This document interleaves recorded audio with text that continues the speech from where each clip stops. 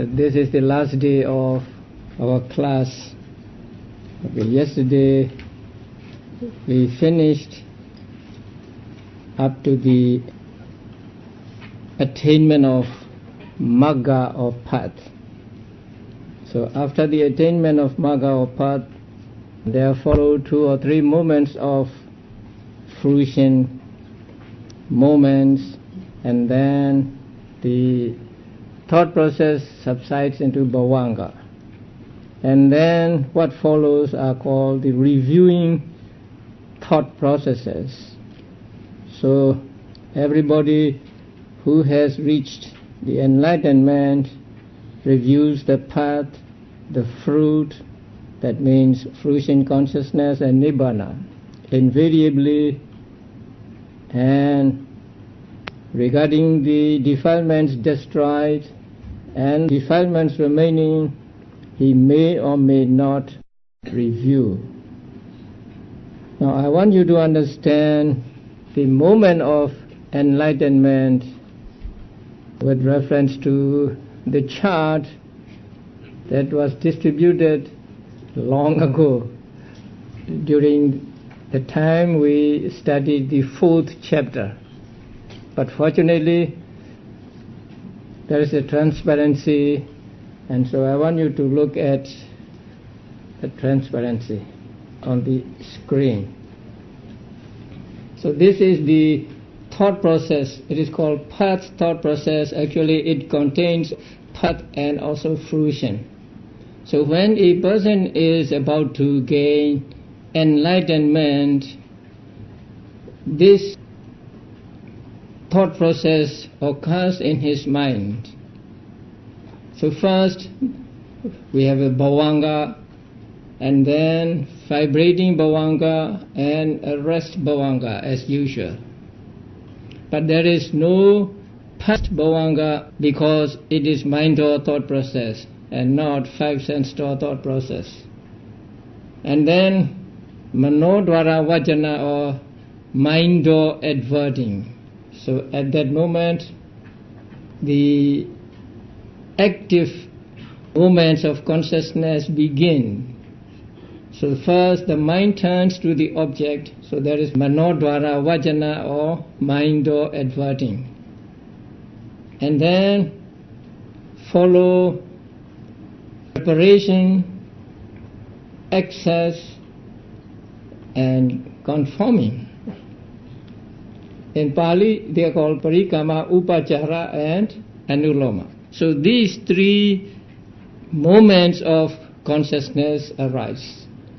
And after the conformity or anuloma comes gotrabhu, gotrabhu, that is change of lineage. So change of lineage happens at that moment. And following that, Magga or path consciousness follows, and then here 2 fruition moments follow. And after the second fruition moment, the flow of consciousness subsides into bhavanga again. So this is the enlightenment thought process, we can call it. Now in this thought process, first look at the objects. The first 3 takes the karma or karma nimitta or gati nimitta as object as usual. So bhavanga chitta or bhavanga consciousness always takes one of these 3, karma or sign of karma or sign of destination. And then mind or adverting and others arise, and they take what are called miscellaneous formations. That means the object of Vipassanā meditation. So when you practice Vipassanā meditation, you take the mind as object or matter as object. And mind and matter are called here miscellaneous formations, different kinds of formations. Since mind and matter are conditioned by some other causes, they are called formations. So they take miscellaneous formations as object. So 3 moments following the mind door adverting take the miscellaneous formations as object. Actually, they are the Vipassana consciousness. Since they are Vipassana consciousness, they take miscellaneous formations as object. And then Gotrabhu, or change of lineage, arises. But it takes Nibbana as object. Now, Upachara, Anuloma and Gotrabhu are actually wholesome sense sphere consciousnesses. Kama Vajra, Kusala Cetas. So, the 4 moments of Kama Vajra Kusala Cetas arise before the arising of Magga or the path. Among these 4, the first 3 take miscellaneous formations as object, and G, Gotrabhu, takes Nibbana as object. And after it, Magga or path arises. And Magga takes Nibbana as object, and the following fruition movements also take Nibbana as object. So in this thought process, there is the difference of objects for different thought moments. In other types of thought processes, the object of all the types of consciousness in one given thought process must be the same. But here, the objects are different. Some take miscellaneous formations as object, and the others Nibbana as object. Now, Gotrabhu is called change of lineage. That means, at that moment, a person is changed into a noble person. Actually, he will change as a noble person when he reaches the Magga moment. So it is a preparation for change, actually. So from this moment on, that means beginning with Magga moment, he is called an Ariya or a noble person. So he changes from an ordinary or Puthujana to an Ariya or a noble person, and so it is called change of lineage. Actually, you have met change of lineage regarding the jhana thought processes also, but their change is from Kama Vajra to Rupa Vajra. But here change is from Puthujana to Ariya, or worldling to noble persons. Although Gotrabhu takes Nibbana as object, it cannot do the function of eradicating mental defilements. It just takes Nibbana as object, it just sees Nibbana, but it cannot eradicate mental defilements. Eradication of mental defilement occurs only at the moment of path or phala. At the moment of path, destruction of defilements or eradication of defilements is achieved.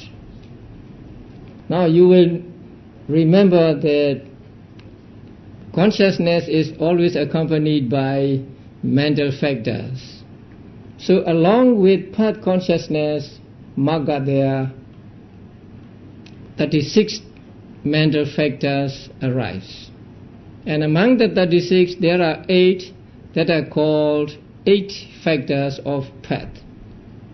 Among the 8 factors of path, there is panya or right understanding. Actually, it is that panya that accomplishes the destruction of defilements. So destruction of defilements or eradication of defilements takes place at the moment of path or Magga. And following Magga, there are 2, in this process, there are 2 moments of fruition or phala consciousness. And the function of these 2 is further tranquilization of defilements. defilements are destroyed at the moment of path or magga. But at the moments of fruition, they are further tranquilized. That means, suppose a person puts out a fire. That putting out the fire is like path moment, destruction of mental defilements. And then after that, he would pour water on the fire already extinguished so that it cannot burn again. So in the same way, so that defilements cannot come up again, the phala moments further tranquilize the defilements. So the actual eradication of mental defilements occurs at the moment of path, and during the phala moments they are further tranquilized, they are further subdued. So this is the path thought process or enlightenment thought process. So according to the fixed law of consciousness, the moments of consciousness shown here must follow one after another. There can be no skipping of any one of them. And so, without the three moments, parikama, upachara and anuloma, there can be no gotrabu, ji, and when there is no gotrabu, there can be no path, magga, and when there is no magga, there can be no phalas. So that means enlightenment can occur only through the practice of Vipassanā meditation, because parikama, upachara and anuloma, these three are the Vipassana consciousnesses. Strictly speaking, gotrabu is not Vipassana, because Vipassana must take miscellaneous formations as object. But it does not take miscellaneous formations but Nibbana as object. So it is not Vipassana. But since it comes after the flow of Vipassana, it is included in Vipassana. But strictly it is not Vipassana. So only the parikama, upachara and anuloma are Vipassana. So this is how we must understand the enlightenment. We often talk about enlightenment, but sometimes we may not know what enlightenment is. So it is important that when we talk about enlightenment, we define it so that the other person understands what we mean. Enlightenment may mean different things to different people of different religions. So if you ask a Christian, you will get one answer, and if you ask a Hindu, you may get another answer. So it is important that when we talk about enlightenment, we must define it. And enlightenment consists in the arising of path consciousness and mental factors along with it, and eradication of mental defilements and taking Nibbana as object. So these four things constitute what we call enlightenment. So at the moment of enlightenment, path consciousness arises, and along with path consciousness, cetasikas, mental factors arise. So among the mental factors, there are 8 factors of path, and then there must be the eradication of mental defilements, and the path consciousness must take Nibbana as object. So only when it can take Nibbana can Magga consciousness or path consciousness arise. So Nibbana serves as an object condition for the path consciousness. So a yogi must go through different stages of vipassana one by one. He must begin with defining mind and matter, and then discerning the conditions, and then seeing the three characteristics, and then discernment of rise and fall, and so on. Actually, these stages are logical sequence in the practice. Now you see the three characteristics, and then you become disenchanted with them, and then you want to throw them away, or you want to get rid of them, and then you make another effort, and then as a result you reach enlightenment. This is explained in Visuddhimagga with a very powerful simile. It is a simile of a person catching a fish. You may have heard of this as simile. So I will read it to you. Okay. Here is a simile. A man thought to catch a fish. So he took a fishing net and cast it in the water. And net here means not the net fishermen use. It is a basket like net. So he put it in the water.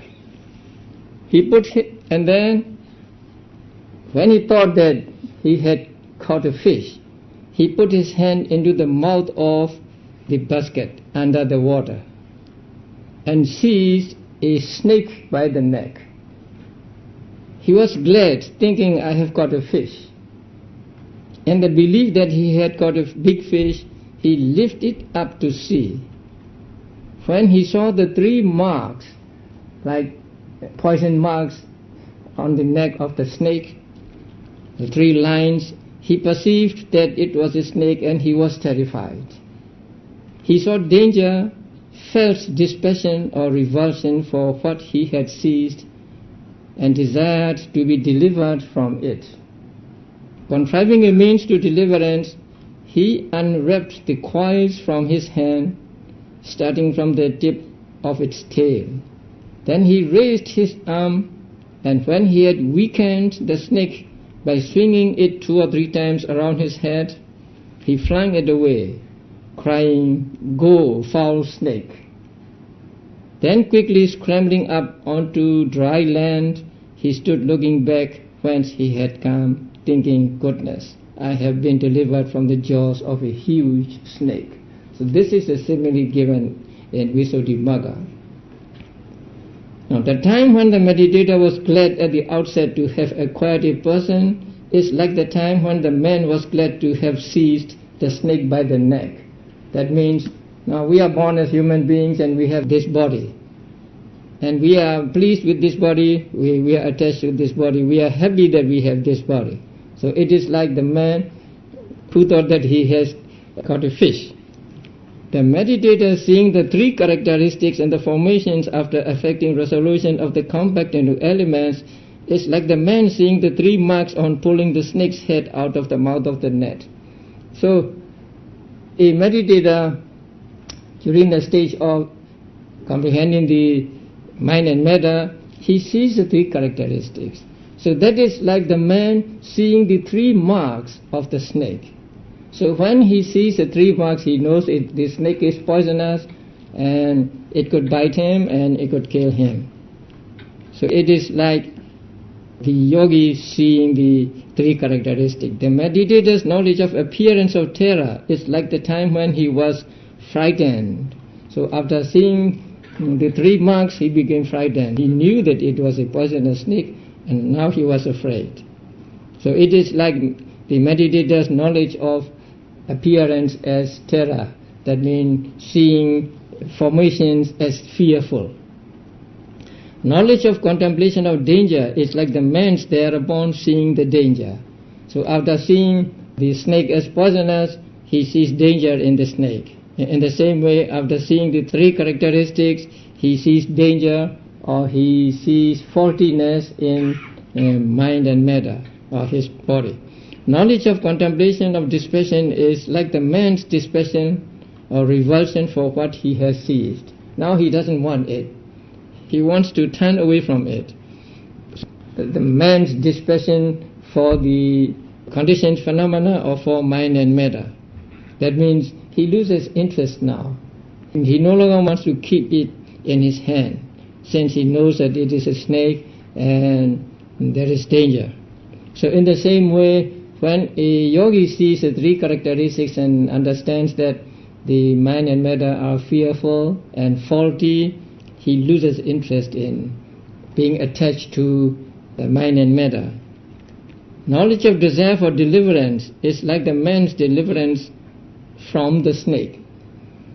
So now he wants to get rid of mind and matter because they are faulty, they are dangerous, and they are like a poisonous snake. The attribution of the three characteristics to formations by knowledge, contemplation, or reflection is like the man's contriving a means deliverance. That means after he has the desire to get rid of or to give up the mind and matter, he further contemplates on the three characteristics.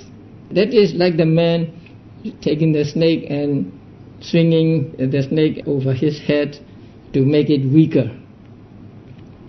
Just as the man weakened a snake by swinging it, keeping it away and rendering it incapable of biting, and was thus quite delivered, so too this meditator weakens formations by swinging them with the attribution of the three characteristics. That means he again tries to see the mind and matter as impermanent, suffering and non-soul, so that he does not go to taking them as permanent and so on again. So this is the simile given in Visuddhimagga. So you can find this simile on page 761 of this book, or by chapter, it is chapter 21, paragraph 49 and 50. And you should also read the paragraph 93 as a continuation of this explanation of the simile. So, like this fisherman, we are first pleased with our bodies, we are first pleased with what we encounter, what we have, what we experience. But from the moment we see the three characteristics, we are not so happy, because we now know that it is disintegrating or dissolving every moment, and so there is danger, it is fearful, and it is dangerous or faulty, and so on. So we want to get rid of it, and so we put forth effort again to thoroughly understand mind and matter as impermanent and so on. And then later, when our meditation becomes mature, then we will get into the stage of enlightenment. And now the manual tells us about the three doors to emancipation and the emancipation itself. Now, these are not so important for the practice. Whether we know through which door emancipation comes, what is important is for the emancipation to come. So, if you're curious about which door emancipation comes, then you need to understand this. So, the contemplation of non-self, which discards the clinging to a self, becomes the door to emancipation, termed contemplation of the void. Emancipation simply means magga, or enlightenment moment. The contemplation of impermanence, which discards the sign of perversion, becomes the door to emancipation, termed contemplation of the signless. The contemplation of suffering, which discards desire through craving, becomes the door to emancipation, termed contemplation of desireless. So there are three contemplation: contemplation of non-self, anatta; contemplation of impermanence, anicca; and contemplation of suffering, dukkha. So when insight reaches its culmination, it settles upon one of the three contemplations, The yogi actually made all three contemplations because he sees the impermanence of the conditioned phenomena, he sees the suffering nature, and he sees the non-self nature of the conditioned phenomena. But when insight reaches its culmination, then it settles upon just one of the three contemplations.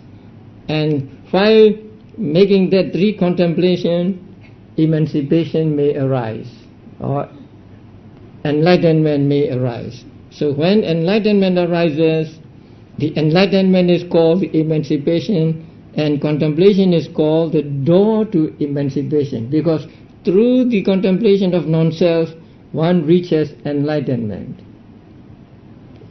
And when a person, or when his vipassana settles upon the contemplation of impermanence, then his emancipation is said to come through the door of contemplation of the signless. Contemplation of the signless means contemplation of the signs of perversion as permanence, stability and durability, which lingers over formations owing to the perversion of perception. And the contemplation of suffering, which discards desire through craving, becomes a door to emancipation, termed contemplation of desireless. So the contemplation of suffering is contemplation of desireless, and the emancipation can come through this door also. So there are three emancipations and three doors to emancipation. So if with the insight leading to emergence one contemplates on non-self, then the path is known as the void emancipation. So we can call the path void emancipation if the insight leading to emergence contemplates on non-self. So contemplation on non-self, and when emancipation arises, it is called the void emancipation, or in Pali, sunyata emancipation. If a person contemplates on impermanence, anicca, then the path is known as the signless emancipation. And if one contemplates on suffering, then the path is known as the desireless emancipation. So according to the contemplation, the emancipation gets its name: void emancipation, signless emancipation, and desireless emancipation. Thus the path receives three names according to the way of insight. Likewise the fruit in the cognitive process of the path receives these three names according to the way of the path. If the path gets the name void emancipation, then the fruition moments following it also get the name void emancipation, and so on. So the fruition moments get the name according to the path which precedes them. That is, in this cognitive process, or in the process like this. But in the attainment of fruition thought processes, the names are different. So however, in the cognitive process of the attainment of fruition, that means in Pali phala-samapatti, to those who contemplate in the foregoing manner, the fruits that arise respectively in each case are termed the void emancipation, etc., only in accordance with the way of insight. So in order to get into the attainment of fruition, enlightened person has to practice vipassana. So there is always vipassana. So after getting enlightenment, after going through the first thought process, that is something like on the screen, and later if he wants to get state again, if he wants to be in that state again, the state of fruition, first he must practice Vipassanā meditation. But when he practices Vipassanā meditation, his aim is not to reach the higher stage of enlightenment, but to reach the stage he has already reached. To get into the state again, he has already reached. Since his direction is not for the higher stage of enlightenment, the outcome of his Vipassana comes to the arising of the fruition moments which he has already gained. So that is called Phala Samapatti. Actually, it is like a vacation taken by noble persons. So the noble persons who has seen the three characteristics of all phenomena cannot take delight in life, cannot take delight in the samsara.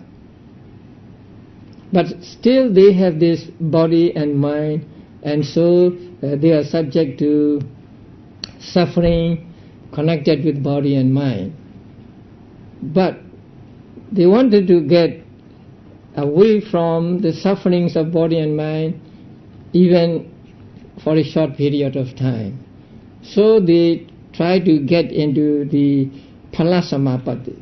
So when they are in the Phala Samapatti, that means a thought process like the one on the screen, but not with magga, only with phala moments. And there can be millions of phala moments, because when he prepares to enter into this Phala Samapatti, he makes a resolution. Say, may I be in that stage for 1 hour, or may I be in that stage for 2-3 hours, and so on. So according to his wish, he will be in that stage for 1 hour, 2 hours, 3 hours, 1 day, 2 days maybe. During that time, his mind is on Nibbana. And Nibbana is the most peaceful state, and so the consciousness that takes Nibbana as object is also peaceful. So he experiences the highest form of peace when he enters into attainment of fruition. So that is why the noble persons try to get into Phala Samapatti or attainment of fruition as often as they can. So in that attainment of fruition, the name of the fruition is determined by the Vipassana he practices immediately before. So the name of his fruition here is not dependent upon the name of the path he realized maybe some time ago or some days or weeks ago, but it depends on the Vipassana he practiced to get into this attainment of fruition. So his original fruition may be, say, white emancipation, but if his Vipassana is mainly on the other type of contemplation, like signless contemplation, then the name of his fruition will not be white emancipation, but signless emancipation, and so on. So the name of the fruition moments is different in the initial attainment of enlightenment and later attainment of fruition. Enlightenment thought process arises in a person, that means he has gained enlightenment. And there are 4 stages of enlightenment. So there are 4 kinds of enlightened persons. Now, having developed the path of stream entry, that means having reached the Sotapatti Magga Citta, by abandoning wrong views and doubt, one becomes a Sotapanna. So, at the moment of Magga, 2 mental defilements are abandoned. One is ditthi or wrong view, and the other doubt or vicikiccha. So these two mental defilements are eradicated at the moment of path, the first path. So at that moment of first path, he is called a person at the path consciousness, and after that he is called a person at the phala moment, or he is called a person who has entered into the stream. So here stream really means the 8 factors. So once a person falls into these 8 factors, then one will go closer and closer to Nibbana. Just like if one falls into the current of the river, then one will be taken closer and closer to the ocean. So he is sure to reach Nibbana once he gets into the stream. And he is the one who has escaped from rebirth in woeful states. So he will not be reborn in hell, he will not be reborn as an animal and so on. And will be reborn at most 7 more times in the samsara. That means if he does not reach the higher stages of enlightenment. Suppose a person reaches the first stage of enlightenment here, in this life, and then he does not reach any more higher stages. In that case, he will be reborn in human beings, or he will be reborn as celestial beings, and so he may be reborn in these 2 realms for 7 times. And at the 7th rebirth, he will surely reach the higher stages of enlightenment and gain what is called parinibbana, the final cessation of suffering. So this is what a Sotapanna is. A Sotapanna eradicates wrong view and doubt, 2 mental defilements, and he has escaped from rebirth in woeful states. So he will not be reborn in the woeful state, and he will reborn at most 7 more times. But in the commentaries, it is also said that he eradicates envy and avarice, jealousy, and avarice is difficult to explain. It is intolerance of one's property being common to another. So that is what is called Maccariya in Pali, and Maccariya is translated as avarice. Now, I have this thing. I don't want it to be used by any other person.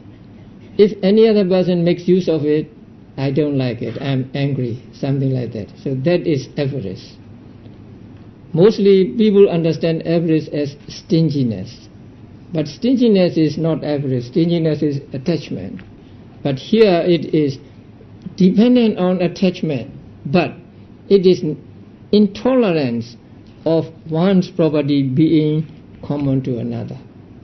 So I want to use it for myself only, and if anybody comes and makes use of it, I'm angry. So that is avarice. So that kind of thing also the Sotapatti Magga eradicates. That is what the commentaries say. And also in the Abhidhamma text called Puggala Paññatti, 3 kinds of Sotapannas are mentioned. Now you'll find them on page 359. 1 who will be reborn 7 times at most in the human and celestial worlds.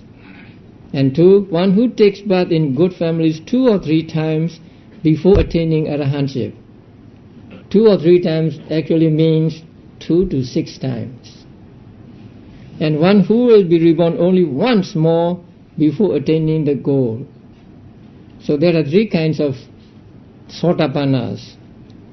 They differ depending on how strong their Vipassana is.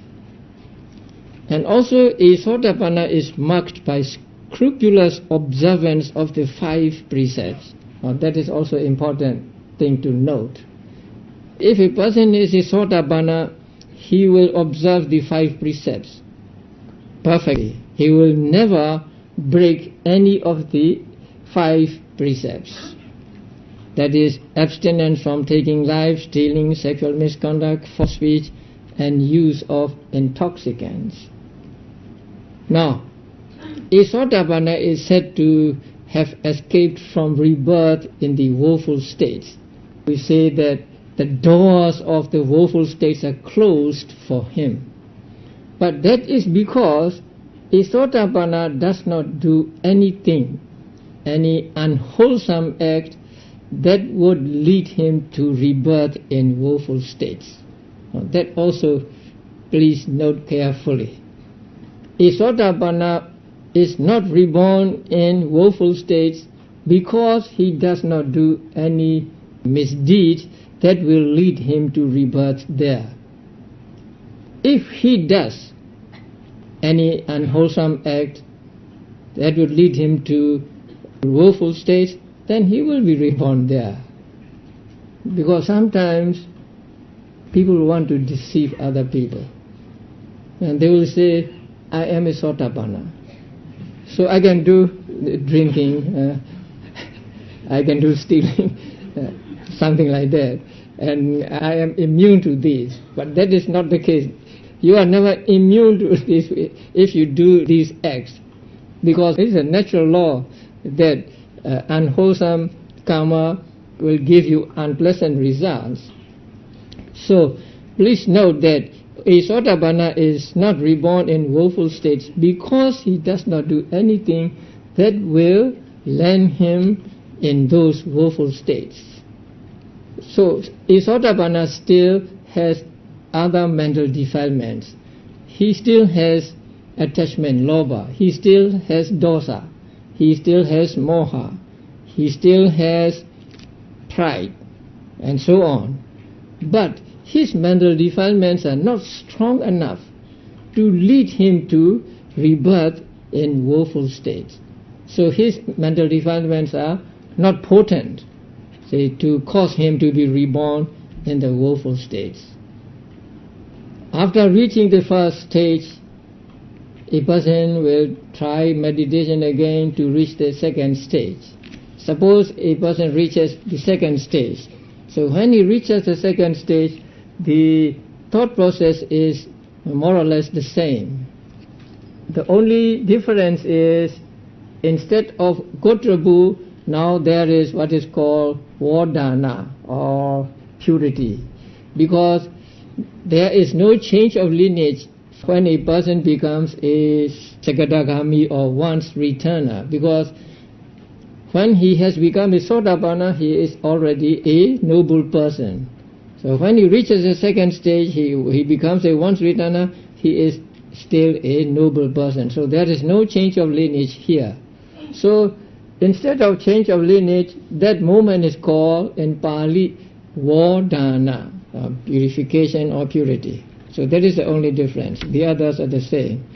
So when one has become a Sakadagami or once returner, with the attenuation of lust, hatred and delusion, he becomes a once returner. That means a once returner does not eradicate any more mental defilements, but he makes the remaining mental defilements weaker. So again, a once returner has lobha, he has dosa, he has moha and so on. But his lobha, dosa and moha are very, very weak, very subtle, and also these arise in him very infrequently. Because with the attainment of the Sakadagami Magga, he has weakened the mental defilements. He has made the mental defilements weaker. And there are said to be 5 kinds of once returner. So you may take them on page 361. One attains the fruit of once returning in the human world, takes rebirth in the human world, and attains final nibbana here, and so on. Among these five, only the fifth answers the meaning of once returner. Once returner means he come back to this life once. That means after dying from this life, he will be reborn, say as a human being or as a deva, and then again he will come back here. So actually, a once returner has two more lives, not one life. Although he's called once returner, that means he come back here once. In order to come back here once, he must go from here to there.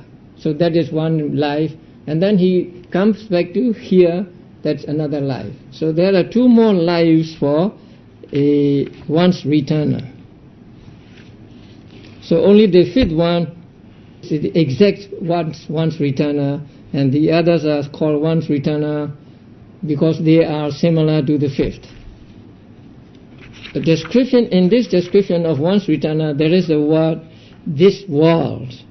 Who returns to this world?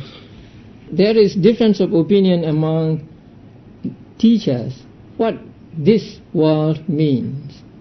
Some take it to mean this human world, but there are others who take it to mean human world and also the world of celestial beings. So according to them, it is the Kamavajara world and not just human world. And then there is a third stage of enlightenment, and when a person reaches a third stage of enlightenment, he is called a non-returner. He will not come back here again. So having developed the path of non-returning by totally abandoning sensual lust and ill will, that means eradicating sensual lust and ill will. Sensual lust means lust for sense objects, lust for objects in the human world and in the celestial world. But there remains lust for Brahma world. So an anagami eradicates sensual lust. That means destroy sensual lust altogether, so that anagami has no desire for pleasures in human life or in the life of devas. And ill will or dosa. So anagamis abandon sensual lust and ill will.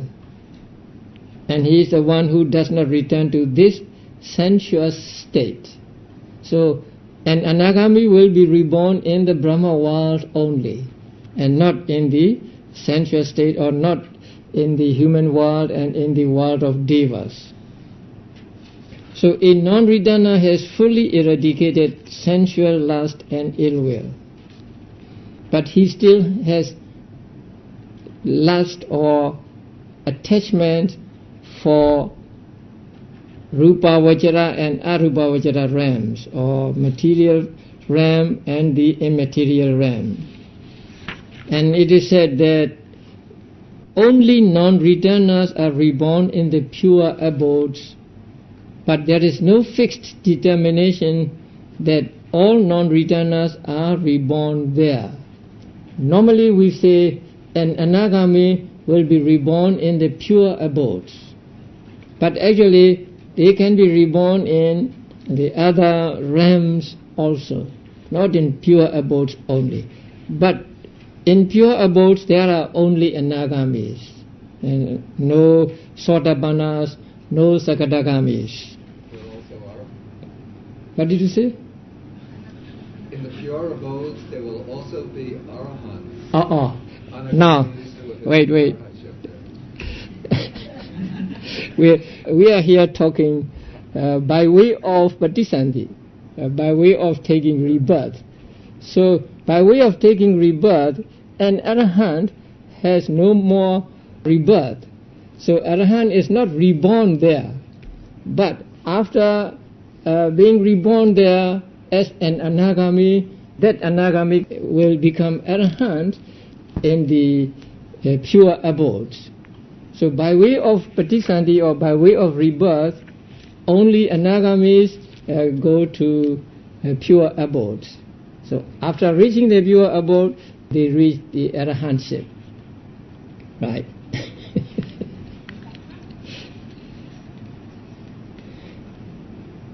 And also there are 5 types of anagamis given in Abhidhamma called Pokala Panyati.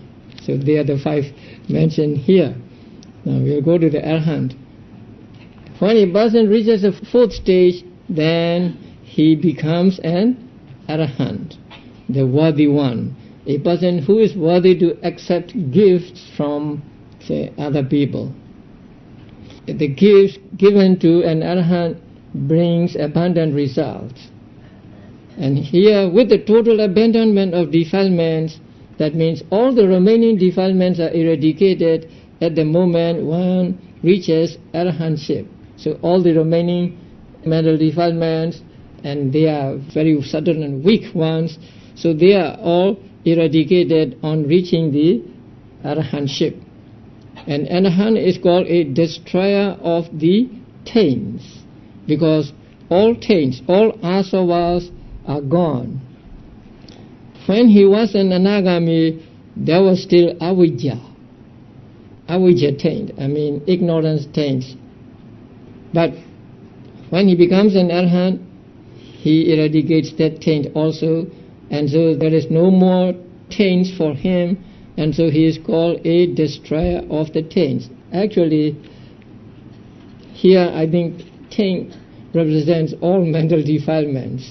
So he is a destroyer of all mental defilements and a supreme recipient of offerings. That means he is the one who is most deserving to receive offerings, because offerings made to him bring abundant results.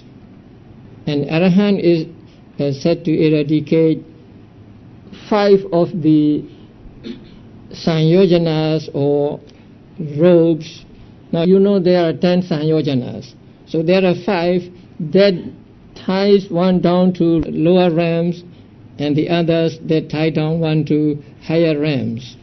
So those that tie down to lower realms are eradicated during the lower stages of enlightenment, and the 5 ones that tie down beings to higher existences are eradicated on reaching arahantship. So when one becomes an arahant, there is no mental defilements whatsoever. So an arahant is not capable of being attached to anything. He is not capable of getting angry, not capable of pride, envy, avarice, and so on. So his mind is totally pure. So once I told a man that Buddha, as an arahant, was incapable of getting angry. However beautiful object he sees, he will not be attached to it, and so on. And however great the provocation is, he will not get angry. Then he said, then Buddha was abnormal.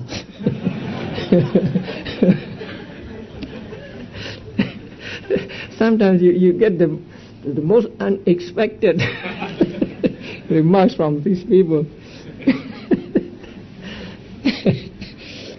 Now, it's true that Buddha was, but I don't want to say yes. So I thought about it, and I said, okay, he is supernormal and not abnormal. He's above normal, right? So arahant and Buddhas are like that. They will never get angry, they will never be attached to anything at all. Their minds are totally pure. So we should aim at that total purification of mind. Sometimes I say, don't say that I practice meditation because I want to attain Nibbana, because you don't know what Nibbana is, and you think that you can attain Nibbana only in the next life. What is more practical is the total purification of mind. So we can relate it to ourselves. Now we can think of our mind as totally pure, and how good it will be if our minds are totally pure. We are not attached to anything, we are not influenced by anything, and so we can stay calm and firm in the face of all ups and downs of life. So that is the ideal stage we should aspire for. And that can be achieved in this very life if we have the paramis or necessary qualifications.